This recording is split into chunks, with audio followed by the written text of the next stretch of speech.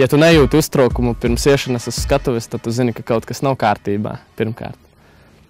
Bet, lai arī vienalga, cik tu būtu nosvērts vai sagatavojies tam vakaram, vienmēr, kad tu uzej un ieraugi cilvēku sejas, kā viņi dejo visu, drusku tā kā taurenīši vēderā parādās, tā sajūta ir laba, tāda patīkama, tāda kā atkarība praktiski veidojas no tā visa. Un tas, ka tu uzliec mūziku un tu redzi, kā cilvēki dejo, iejūtas ritmos un tu pakļauj viņus. To, ko tu dari, tā arī viņi dejo. Tas arī ir tas, kādēļ gribas spēlēt visu laiku un mēģināt. Tas ir tas interesantākais, tas, ka tu tausties visu laiku, ko uzlikt, ko neuzlikt, lai dejotu cilvēkiem. Ir bijis tā, ka uzlieku un cilvēki lēnām aiziet. Tad ir ātri jādomā, ko darīt lietas labā. Parasti jau tā ir kaut kādas zināmākās dziesmas, remiksus salasi, un tad, kad redzi, ka galīgi negrib dejot, tad uzliec kaut ko populāru. Man jau kādreiz patika savādāka mūzika nekā citiem, vairāk tur. Kādi bumsi un visi šitie, un tad aizstrauta sieva iedeva tādu iespēju tā kā sākt mācīties par dīdžeju vispār. Es jau sākumā vispār nesapratu, kas tas ir, kas tas par briesmoni un tā. Tad aizbraucām ar draugu. No sākuma tādi negribējās.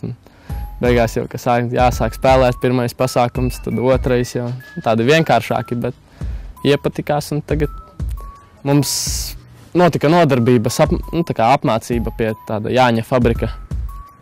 Arī paldies viņam liels un tā, vai ne? Un viņš noīrē, atved, mums pamāca kaut ko, mēs drusku paspēlējam.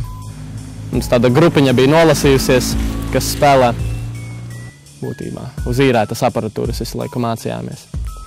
Varbūt ir kaut kādi talanti, bet viņi ir tāpatās jāpiekopja un jāattīstās. Problēma jau pirmkārt tas, ka īrējot tev ir jāmaksā nauda par to.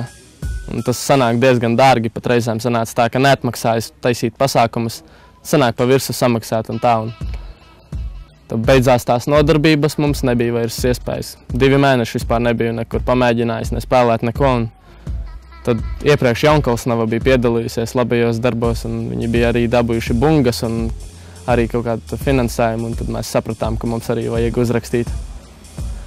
Ar tām balsīm bija tā no 10. vietas līdz 1.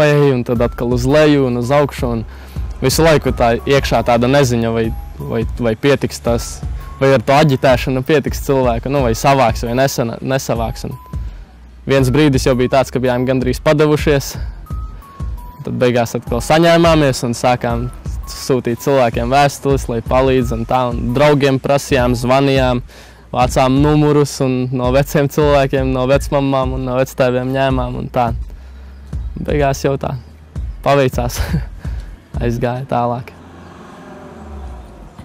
Nopirkām mikserpulti, 2 atskaņotājus, 2 pastiprinātājus, 2 basus, tumbas un 2 augšas. Tumbām augšas un vidi. Paldies labajiem darbiem par doto iespēju piepildīt savus sapņus.